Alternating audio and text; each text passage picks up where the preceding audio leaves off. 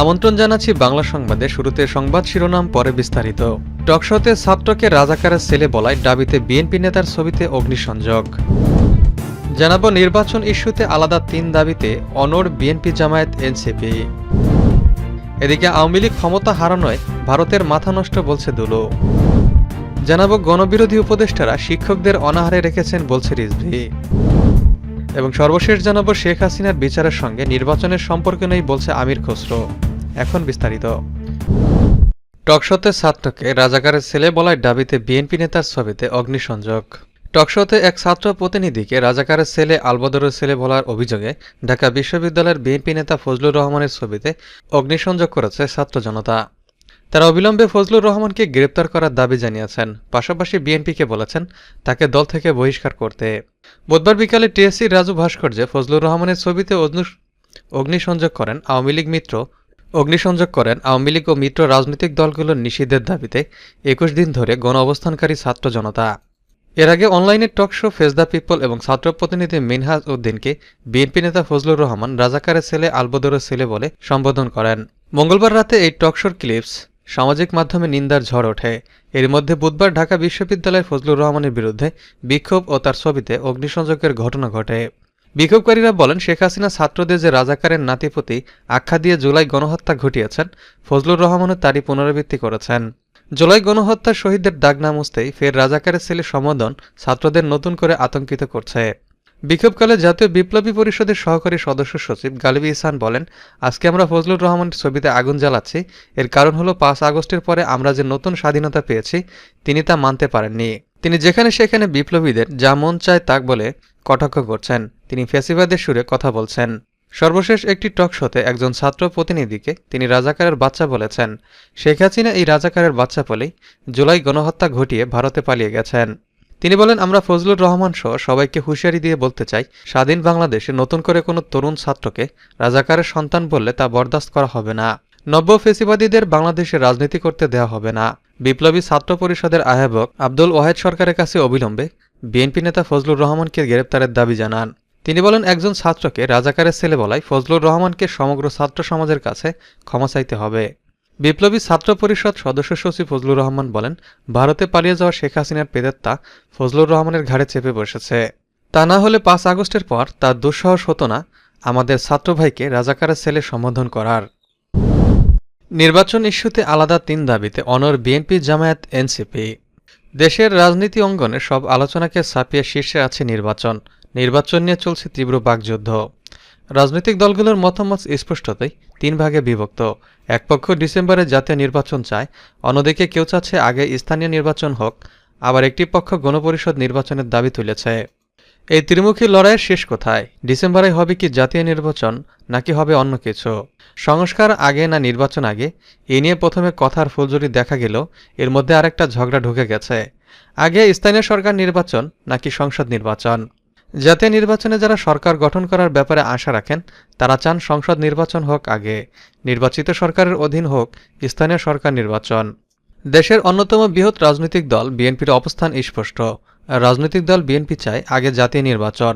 এ ব্যাপারে মির্জা ফখরুল ইসলাম আলমগীর বলেছেন, আমরা চাই জাতীয় নির্বাচন আগে হোক। আর বিএনপি নেতা জয়নুল আবেদিন ফারুক বলেছেন, সংসদ নির্বাচনের আগে স্থানীয় নির্বাচনের পরিকল্পনা করতে পারবেন না। অন্যদিকে জামায়াত ইসলামী মনে করে জনগণ চায় স্থানীয় সরকার নির্বাচন আগে হোক। বাংলাদেশ জামায়াত ইসলামীর সেক্রেটারি জেনারেল অধ্যাপক মিয়া গোলাম পরোয়ার বলেছেন, জনগণ চায় স্থানীয় সরকার সচল হোক। আমরা চাই জাতীয় নির্বাচনের আগে স্থানীয় সরকার নির্বাচন হোক। জামায়াতের সেক্রেটারি জেনারেল মিয়া গোলাম পরোয়ার বলেছেন, জনগণের আকাঙ্ক্ষাই হল স্থানীয় নির্বাচন আগে হোক। আমরা জনগণের এই আকাঙ্ক্ষার সঙ্গে একাত্মতা প্রকাশ করছি। তবে এবার সেই বিতর্কে ঢুকে পড়েছে আরেকটি নতুন শক্তি। সম্প্রতি আত্মপ্রকাশ করেছে নতুন রাজনৈতিক দল জাতীয় নাগরিক পার্টি, এনসিপি। নতুন এই দলটি বাংলাদেশের শাসন ব্যবস্থাকে ঢেলে সাজাতে চায়, যার কারণে তারা চায় বাংলাদেশ গণপরিষদ নির্বাচন আগে হোক। কারণ তারা বাংলাদেশে সেকেন্ড রিপাবলিক প্রতিষ্ঠা করতে চায়। গণপরিষদ নির্বাচন ছাড়া তাদের মতে সেকেন্ড রিপাবলিক বাস্তবায়ন সম্ভব নয়। এনসিপির সদস্য সচিব আক্তার হোসেন বলেন, আমরা চাই গণপরিষদ নির্বাচন হোক। প্রথমে গণপরিষদ নির্বাচন হতে হবে। প্রকাশ্যে যে যাই বলুক, পর্দার আড়ালে জোর কদমে শুরু হয়েছে ত্রয়োদশ জাতীয় সংসদ নির্বাচনের প্রস্তুতি। সোমবার প্রধান উপদেষ্টা ইউরোপীয় ইউনিয়নকে বলেছেন, ভোট সম্ভবত এবছরের ডিসেম্বরের মধ্যেই অনুষ্ঠিত হবে। এদিকে সরকারের সাথে তাল মিলিয়ে চলছে নির্বাচন কমিশনও। মঙ্গলবার প্রধান নির্বাচন কমিশনার সিসিএমএম নাসির উদ্দিন বলেছেন, ডিসেম্বরে জাতীয় নির্বাচন ধরেই আমরা প্রস্তুতি নিচ্ছি। সেক্ষেত্রে অক্টোবরের দিকে তফসিল, ডিসেম্বরের ভোট এবং জানুয়ারিতে সরকার গঠন এমন লক্ষ্য নিয়ে নির্বাচনী রোডম্যাপ সাজানোর প্রস্তুতি চলছে বলে জানা গেছে। আওয়ামী লীগ ক্ষমতা হারানোয় ভারতের মাথা নষ্ট, বলছে দুলু। বিএনপির কেন্দ্রীয় নেতা সাবেক মন্ত্রী অ্যাডভোকেট এম রুহুল কুদ্দুস তালুকদার দুলু বলেছেন, আওয়ামী লীগ ক্ষমতা হারানোর পর থেকে পার্শ্ববর্তী দেশ ভারতের মাথা নষ্ট হয়ে গেছে। নির্বাচন নিয়ে দেশে বিদেশে নানা ষড়যন্ত্র হচ্ছে। দেশের আইন শৃঙ্খলা পরিস্থিতি মারাত্মকভাবে অবনতি হয়েছে। এজন্য যত দ্রুত সম্ভব জাতীয় সংসদ নির্বাচন দিতে হবে। বুধবার বিকেলে জেলার নলডাঙ্গা উপজেলার স্থানীয় নলডাঙ্গা উচ্চ বিদ্যালয় মাঠে নলডাঙ্গা বাজার ব্যবসায়ী সমিতি আয়োজিত আলোচনা সভা ও ইফতার মাহফিলে প্রধান অতিথির বক্তব্যে তিনি এসব কথা বলেন। তিনি বলেন, যে কোনোভাবেই হোক তারা ভারত বাংলাদেশের বর্তমান অন্তর্বর্তীকালীন সরকারকে ব্যর্থ প্রমাণ করতে নানা ষড়যন্ত্র অব্যাহত রেখেছে।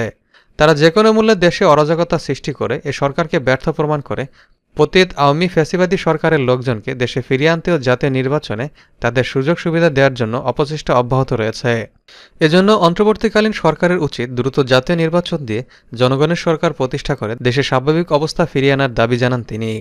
দুলু বলেন, দেশের মানুষ গত 18 বছর কোনো ভোট দিতে পারেনি। সাধারণ মানুষ তাই ভোট দিতে মুখিয়ে আছে। ভোটের মাধ্যমে জনপ্রতিনিধিত্বশীল সরকার প্রতিষ্ঠা হলেই দেশে আইনশৃঙ্খলা পরিস্থিতি ও বিনিয়োগ সহ সকল ক্ষেত্রে সুশাসন প্রতিষ্ঠা হবে, ন্যায় বিচার ও শান্তি প্রতিষ্ঠা হবে বলে তিনি দাবি করেন।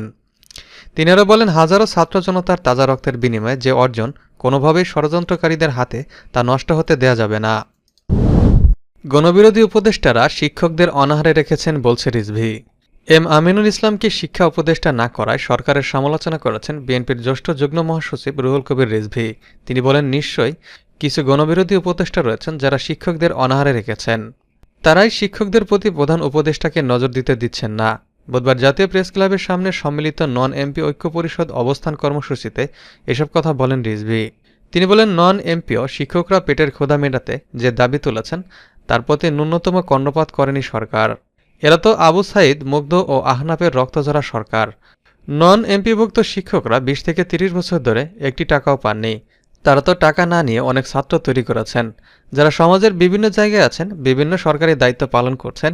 তো এসব শিক্ষক থেকে মুখ ফিরে রেখেছেন কেন? রিজভী বলেন, যারা ভালো কিছু করতে চায় তাদের বিরুদ্ধেই লোক লেগে যায়। ডক্টর এম আমিনুল ইসলাম একজন মেধাবী শিক্ষক, বড় মাপের একাডেমিশিয়ান। আমরা অনেকেই তাকে চিনি। আমরা চিনি বলেই তাকে অপমানিত করা হচ্ছে। কিছু উপদেষ্টা প্রধান উপদেষ্টার কান ভারী করে নাম ঘোষণা করার পরও আমিনুল ইসলামকে শিক্ষা উপদেষ্টার মতো পদে না বসাতে চক্রান্ত করেছেন।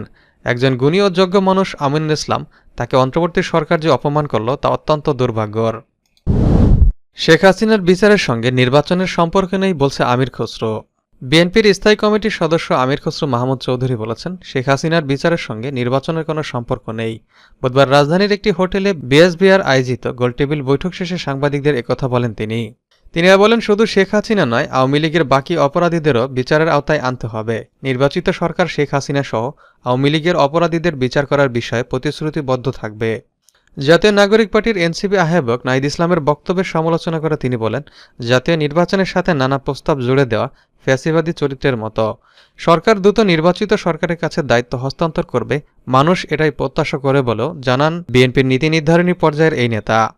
এর আগে গোলটেবিল বৈঠকে খসরু বলেন, দূষণের দোহাই দিয়ে শিব বেকারের মতো শিল্পকে শুধু মনিটরিং করা হচ্ছে, সাহায্য করা ভুলে গেছে সরকার। এ শিল্পকে বাধাগ্রস্ত না করে সুবিধা দেওয়ার অনুরোধ করছি সরকারকে। তিনি বলেন, বাংলাদেশ অতি নিয়ন্ত্রণের দেশ হয়ে গেছে, মানুষ শিল্প কারখানা দিতে পারছে না, সরকার ওয়াচডগের ভূমিকা পালন করবে। আমরা যদি জনগণের ভোটে সরকার গঠন করতে পারি, সব ট্রেড সংগঠনগুলো সেলফ রেগুলেট করবে। এ সময় রাজনীতির সঙ্গে দেশের অর্থনীতি ধ্বংস হয়েছে, সমাজের নীতি ও নৈতিকতা ধ্বংস হয়েছে বলে মন্তব্য করেন বিএনপির এ নেতা।